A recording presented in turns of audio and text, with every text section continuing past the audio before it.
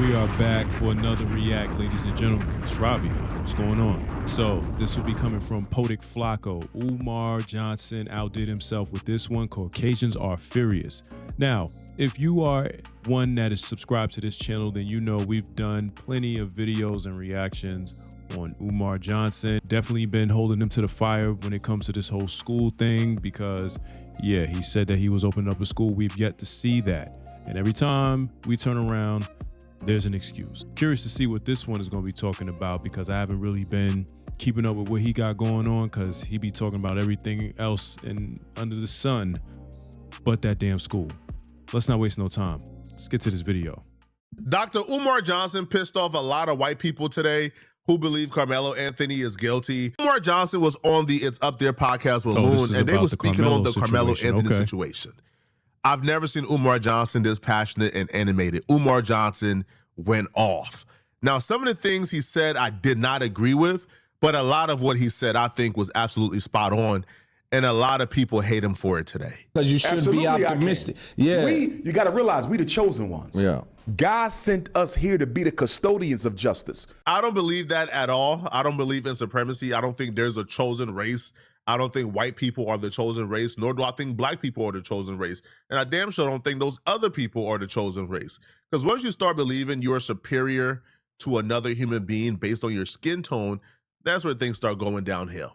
Right? I think we're all equal under God's eyes, and we're all humans, and we should all move as if we're equal. There's no supreme race. There's no, like superiority among races, right? We're all the same. Why do you think? Well, I mean, we could say that, but there are people out there that think otherwise, and they show it in how they control everything. Because if it was a situation where we were all equal and we were all created as one, then we would share in the wealth and there would be an even playing field. For example, when you take, I'll give you an example right now. You look at this dollar right here. This dollar has somebody on there that does not look like me. You know what I'm saying? So for me, it's like growing up, it's like when I look at this, I'm like, okay, well, when I see somebody that looks like that, I immediately associate them with success and wealth and prosperity and all of that. I don't think that when I see, now I'm not saying that about me, but someone that may grow up like that, they might feel like, oh, well, these people are the superior people because look at the money. They say money runs everything. You know what I'm saying? So, yeah, if it was a fair game, there would be people on money that look like myself. So this is my opinion, you know what I'm saying?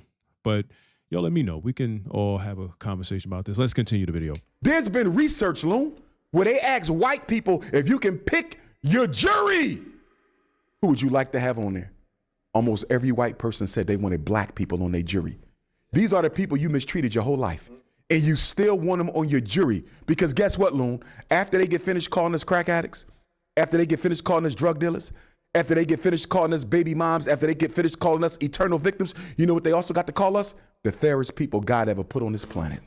And I want to talk. And that's exactly why the prosecution didn't allow any black jurors, Loon. Because a black juror with our balanced sense of justice would have saw that there's no way a child could go under a tent and know ahead of time that two white boys are going to come over there to jump him.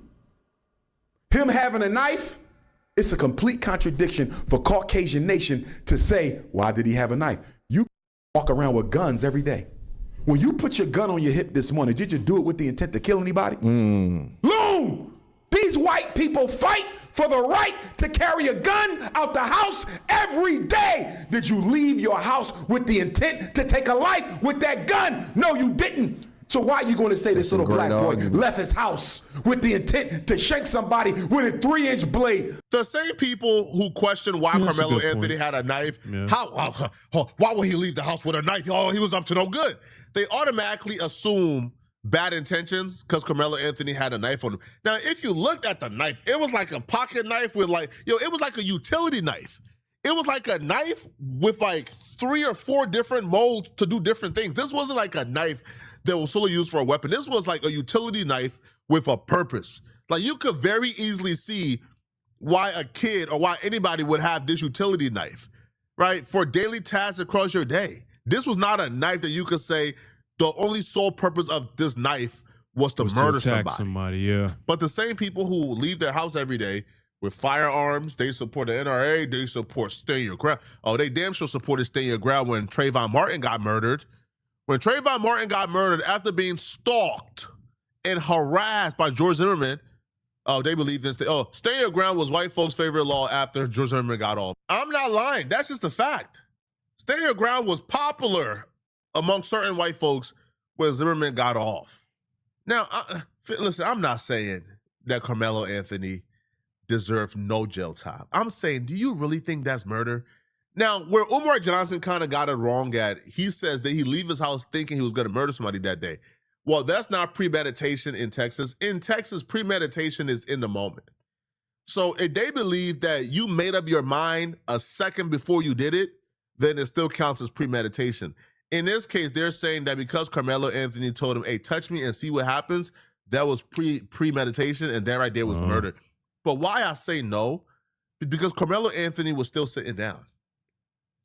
He was still sitting down. Now, see, that'd be my thing, though. Like, okay, him saying, touch me and sees what happens. So he already put that disclaimer out there. So you, as the victim in this situation, how are you to process this? Are you then going to take that chance? The person already told you, listen, I'm going to defend myself or whatever the case is if you touch me. You then have the decision to make on whether or not you want to pursue that opportunity. You know what I'm saying? And take action. Because he already told you what his intent was. So it's like, does that not, you know what I mean? Like, where does that fall in this case? You feel me? Like, I let him know, like, yo, don't touch me. And he did it anyway. Carmelo Anthony would have got up, took a bladed stance, and said, touch me and watch what I... But he was still sitting down. If he had intentions on truly murdering Austin Metcalf, he would have stood up, he would have positioned himself and took a stance to murder him. But he was sitting down, right? I think him swiping up or swiping that gun, a knife around, I think it was like a freak accident, to be honest. I don't think Carmelo Anthony meant to murder Austin Metcalf. I think he was trying to get him off him. Now, Umar Johnson would also get into certain like scenarios around a situation that even I thought was weird. Things like why Austin Metcalf's brother didn't take the stand. Loon, do you really think a 5'8", 135-pound kid armed only with a 3.5-inch knife? Listen to this. Do you really think a 5'8", 135-pound child whose only weapon is a 3.5-inch knife, Loon? Do you really think he wants to take a chance and fight two football players who don't have any weapons? Hell no. That knife is no match for two football players. Right. You follow me? Right. Imagine Carmelo stands up, and by the way, Carmelo never left his seat. How can he be the perpetrator? But what he never left his seat. What do you say to them? But wait, this is what I want. Let me finish. Go ahead. I'm sorry. Go ahead. The prosecution know how fair black people are, so he couldn't have any on the jury. And why couldn't he have any on the jury, Loon? Because in the state of Texas, if you're on trial for murder, the verdict of the jury must be unanimous. Exactly. If one black person would have made it onto that jury, Carmelo doesn't go to jail for 35 years. The prosecution knew that, which automatically tells you what? The prosecution knew that the case was flawed from the beginning. Why you think they won't show you the video, Loon? They keep showing you grainy videos when you had witnesses out there who said a lot of people videotaped the situation. Most of the kids under the tent taped the case. Loon, they taped it. That's probably the most underreported facts of the case. I mean, we're in a day and age now where everything is under surveillance. Everybody's pulling out their phones, recording everything. Why, in the heat of this moment, are no videos surfacing or being shown in the courtroom when this boy is on trial? You know what I'm saying? When we live in a day and age where everybody pulls out their phone, nobody's jumping in to stop the situation. Everybody's just wanting to catch a moment.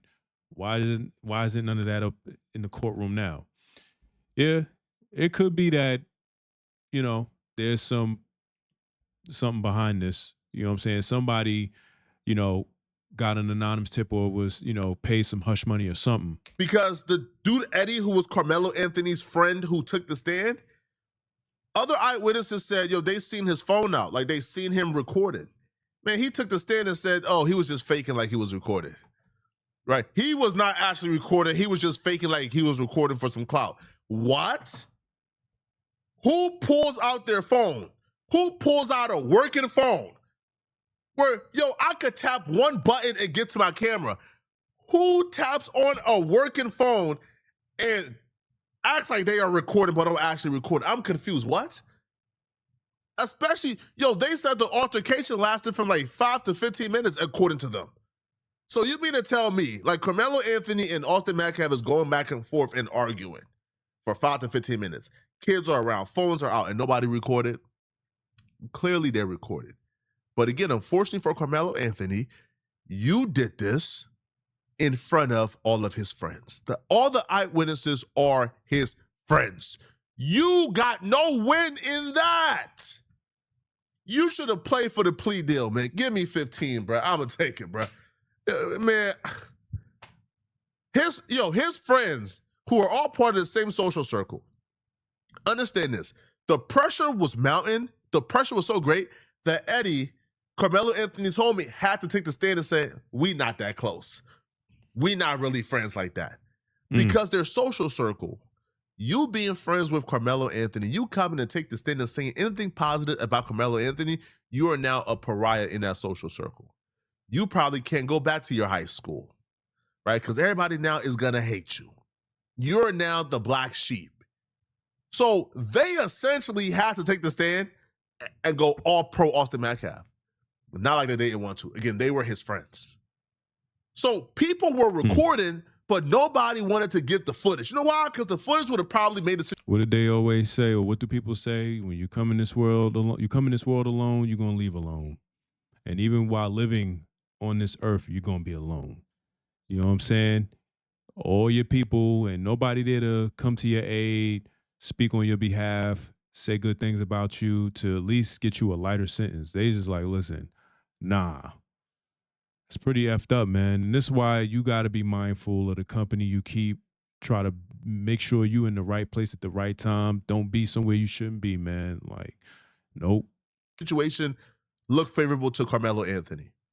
They would have probably seen Carmelo Anthony sitting down, Austin Metcalf 6'2", his brother 6'2", towering over him. The other friends probably threatening to step in as well. And they would have seen poor little Carmelo Anthony in the middle of all of this, trying to figure out his next move. Man, they couldn't dare risk that footage getting out, man. And I also agree with the black jurors. Bro, think about it for a second, man. 3 black educators were disqualified for being educators. Wouldn't a black educator be the most qualified to make a determination and a decision on this situation among 2 students? But the 3 black educators got disqualified. They couldn't do it. If you have 1 black educator on that panel, they not voting guilty, bro. Why did we never see a clear video? Because if you would have saw a clear video, you would have saw that Carmelo was not just in an altercation, okay, with Austin, right? It was Austin and Hunter. And not only was it Austin and Hunter, there were 2 other boys. 4 boys tried to jump Carmelo Loon. 4 of them. This is why they never showed you the video. Why you think, and I don't want to mix up the twins, understandably, one is deceased. I believe Hunter is still alive. Yes, Austin. Let me ask you a question, Loon. Do you have a twin? No. Imagine you have a twin, right? Another Loon. We're going to call him Boone, right? Loon and Boone. Boone was murdered. His killer is on trial for his life. You were there when that man took your twin brother's life. Can I ask you a question, Loon? How under heaven do you not take the stand in your brother's murder? Right. I didn't understand. You understand it? Yeah. Because if he would have took the stand, the defense could have cross-examined Hunter. Hunter, is it not true that you started this? Hunter, is it not true that you and your brother jumped Carmelo? Hunter, is it not true that it was 4 of you and not just your brother? I said that from the very beginning. A twin brother? A twin brother didn't take the stand? I don't know a twin brother in the history of twins who's not taking the stand at his brother's murder trial. I don't know a twin brother. Told you, man. See, there's somebody else behind the scenes pulling the strings, man. You know, pulling the curtain back. They told him, like, look, hush. You know, stand down. You know what I mean? Like, we are going to throw the book. We're going to make an example out of this young man here. So stand down. That's all this is, man. This is all a part of the narrative. Who's not taking that stand, bruh. Especially if you did nothing wrong. Especially if you witnessed everything. Especially if you're the one who was walking with your brother up to the tent. So you understand his mind state and his mindset. It was being discussed before you got to the... You had a lot to offer and you didn't take the stand. Why? Because I think Hunter was more involved than they're letting on. I think Hunter was involved in this. I think Hunter, right, was probably one of the agitators. I think that's why, the video would never come out, right? They put out like the grainy video that, listen, bro, that video doesn't show a goddamn thing. That video shows shadows pushing. It don't make any sense to me, especially with all of this high-tech stuff that we got.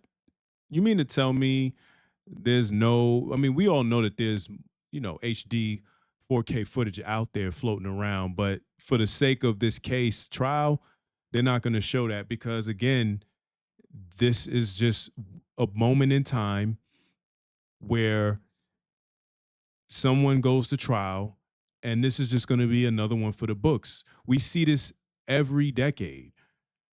In the 10-year stretch of every decade over the past however many years, there's always like a few, you know, less than a dozen situations where somebody got, you know, deleted by the cops, or there was someone, because the other way that this could have played out is that these 4 kids jumped this kid and he ended up losing his life. And then they all go on trial and they all get off. That's the alternate reality of this situation. It's just that it went the other way. And now they're throwing the book at him. But I promise you, in an alternate universe, he gets jumped, he goes into a coma, he slips and he passes away. They go on trial, they get off, and then here come the riots. That's the alternative. You know what I'm saying? Yo, I see people say, yo, bro, folks told me, yo, Flacco, are you going to react to the video? What video are y'all want me to react? What, like the grainy video? Like, I might react to the body cam footage, which I'm probably going to at some point, probably tomorrow or so, but, like, bro, what about that video, like, tells y'all something impactful? Like, what? It makes no sense whatsoever to me, man. Like, at all, bro, at all. But Umar Johnson would also go in on the father. And he would also point out how Jeff Metcalf, which is the father, yo, he was really strategic from day one. He really, really, really was strategic. And he was trying to line up Carmelo Anthony's family from day one. And Umar Johnson really point out how he moved like a fox and he moved like a tactician and a general. And how this man been plotting on the Carmelo Anthony family since day one. Drew Anthony, you're and a coward, and you raised one. Kayla, you drunk. What'd you do to that boy to make him stab somebody? My God, what kind of mother are you? Hey, Kevin Hayes, you liar. Day after it happened, how many lies did you sit and type up on your keyboard, you big keyboard warrior? You a big tough man. You still live in Baton Rouge? Remember you said you'd come to Frisco, buddy? You're supposed to find me. I told you we could sit down and talk. That's all you do. Talk, Mr. Squeaky Clean. You're the only one in your family without a damn record. Mind you guys, this is a man who looks like he's well into his 70s, damn near. I don't know how old he is, 60s, whatever. He literally took his phone, propped it up on a book on his table, and pressed record to put this on the internet for everybody to see. And you're going to get people out there that are going to like this video, leave comments. There's going to, of course, be people that are going to talk about him and call him a racist and stuff like that. But the fact that he was so bold enough to do this is the day and age that we're living in now. People are looking for a viral moment. You know what I'm saying? And he's no exception. This is, man. You know what I'm saying? Like, I guess that's something to brag about in your culture. You people hang your hat on the dumbest shit I've ever seen. well, I mean, when you really truly think about it, I know I'm stopping the video, but hey, it's a reaction, right? I mean, this country was built on violence. You feel me?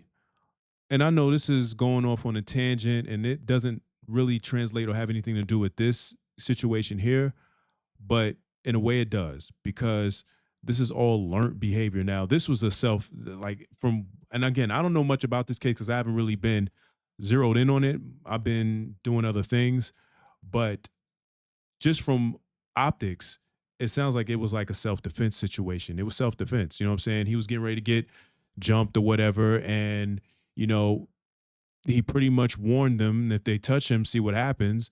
And that's what it was. But again, when you just look at this place historically, America was built on violence. We didn't come here and it was a peace treaty and we say, hey, yo, we want to, well, I ain't going to say we, but certain people was like, yo, we want to, no. It was like, we're here. We're going to take this land and then you can do about it. And if you try to buck up against us, we got something for that too. It's called a firearm. So, hey, man, you got to look at it from all lenses. Let me make one up. Y'all can let me make something racist up so y'all can go viral. I got a new name for Mello, okay? Because he was such this little boy y'all were trying to portray. How about Watermelon Felon? How's that one strike you? But let me show you the Machiavellian military mindset of Caucasians. Let me show you the Machiavellian military mindset of Caucasian. What was Daddy Metcalf doing before the trial, Lone? He was being very aggressive. No, before the trial started, he was going to the press conferences, extending an olive branch. Well, no, one of them he went and he was standing in they kicked him out. They did, but he said he came there to be supportive. So he tried to start to act like he was. He tried to act like a friend to the Anthonys to get inside. What's the movie coming out right now, Lone? Odyssey. Everybody need to go watch Odyssey. What was the basis of Odyssey? It was the Trojan horse. We're going to pose as a friend. Send them a gift. And once the Trojan horse is behind enemy territory, let loose and destroy their ass. That's exactly what Daddy Metcalf was going to do. How do you go from going to the press conferences, trying to extend an olive branch, trying to establish some sort of conciliatory agenda, trying to achieve solidarity with the boy who accidentally took your son's life? How do you go from being a friend to the Carmelos to calling them watermelon felons in black BITCHs? He was never a friend. You cannot trust your enemy, Loon.